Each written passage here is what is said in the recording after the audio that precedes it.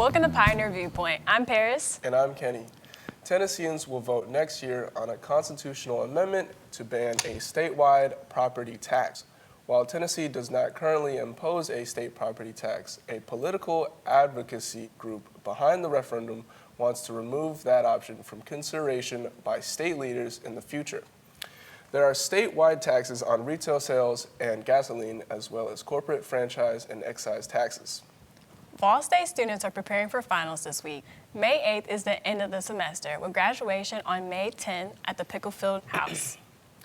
A number of students at Vol State will benefit from a special event earlier this month. Anna Maria Salazar has the details on the Women Empowering Education Luncheon. Hundreds of women came together for Women's Empowering Education Luncheon. What is it and when did it start? Founder Karen Mitchell gives us more information. We started this about 18 years ago, designed to be women in philanthropy, for women who just wanted to help and support and empower students through their educational journey.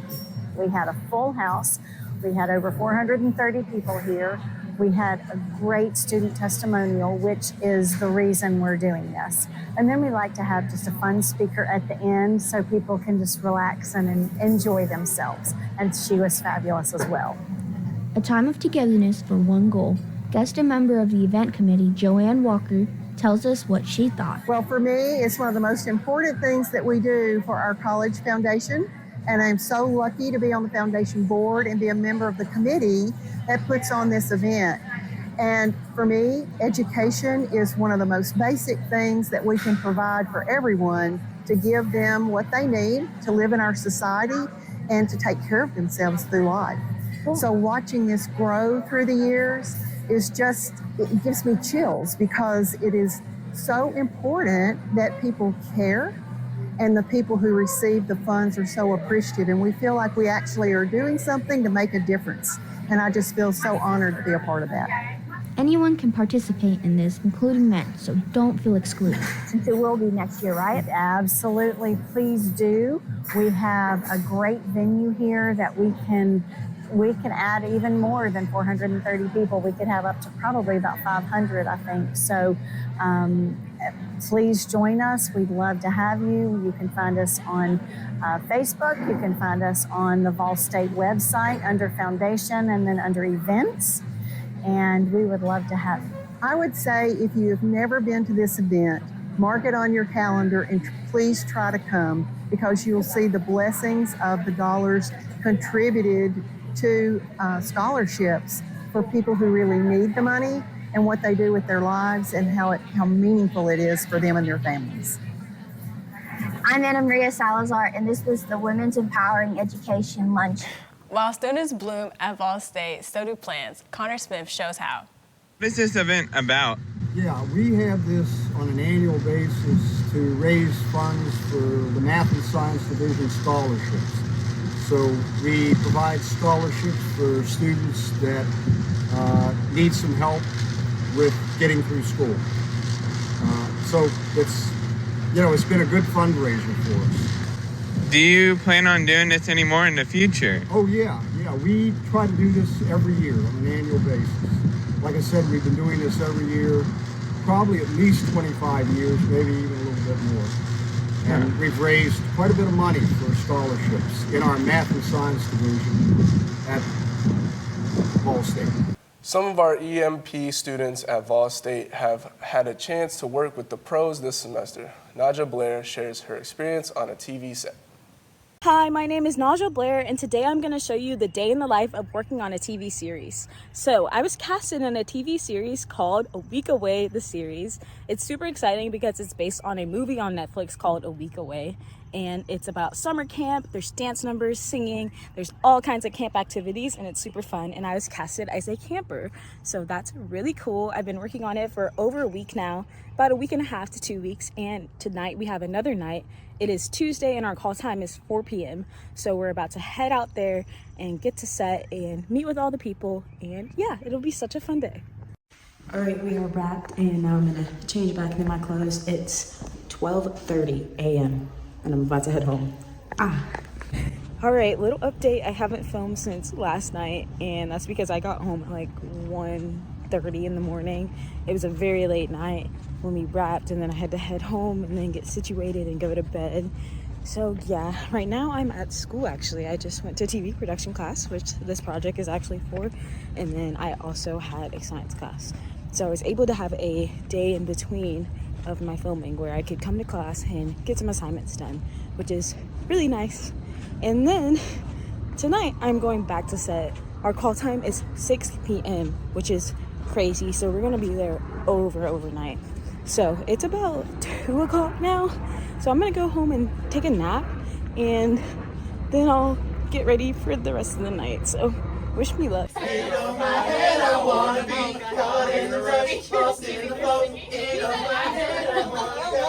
we're cheesing right now. Ready? 3, 2, 3, 2, 1. 3, 2, 1. All right, tell me about your experience on the show and how you've been liking it. It's been a really fun experience.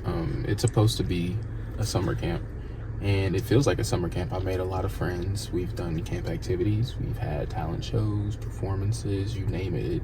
It's really like a real summer camp, and anyone who's had the summer camp experience knows what that's like. And now that we're older and we've kind of aged out of the whole summer camp thing, it's really, what's the word? It's really exciting and energizing to, be back to that experience, because you almost feel like a little kid again. You get to meet new people every day and just enjoy the same people every single day, and no one's really worried about anything outside of the summer camp. It's just being here in the moment and having fun, and that's really what it's all about.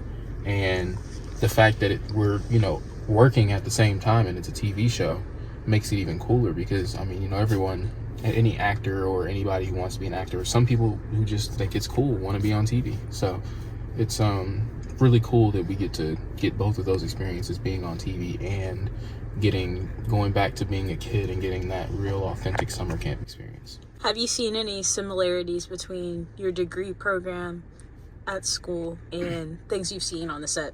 What is your degree program? My degree program is film production with a concentration in video, and I have seen so many similarities. We just got a piece of equipment called a Dana Dolly, where you sit the camera on it and it slides to the left. That's like a panning shot. And we've been playing with that at school, and the first day on set, they whipped out a Dana Dolly and used it during set. So it was a little like inner child moment for me to see it actually used in the real world. Like, oh my gosh, we have one of those at school. So it was the same one we got at school too. So that was pretty cool. Another thing, I was talking to one of the camera operators, because that's the concentration of school, and one thing that my professor told me was to make sure, if you want to be a director, that you do everything else so you can kind of have a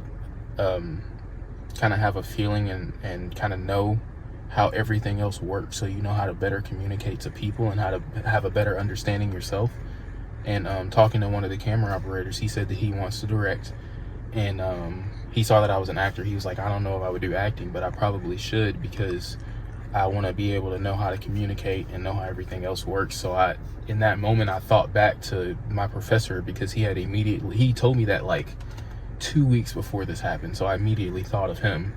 And the camera operator gave me a story about how he tries to, explain certain camera things to his wife, and the way he would talk about it to another camera operator, and she wasn't able to comprehend. So I thought that was really cool. I thought that was really, really cool. There's so many things. It's obviously on a bigger scale than what we have at school, but everything that happens on set is everything that we do at school, just on a bigger scale. All right, thank you. Vol State is wrapping up its baseball and softball season on a positive note. Here's a look at sports. I'm Eric with your Pioneer Sports. The Pioneers men's baseball team had a roller coaster weekend at Jackson State, winning 2 out of 3 games. Drew Plummer, Reed Mashinsky, and Easton Denning each had an RBI in the first of a doubleheader on Saturday, powering Vol State to a 3-1 victory.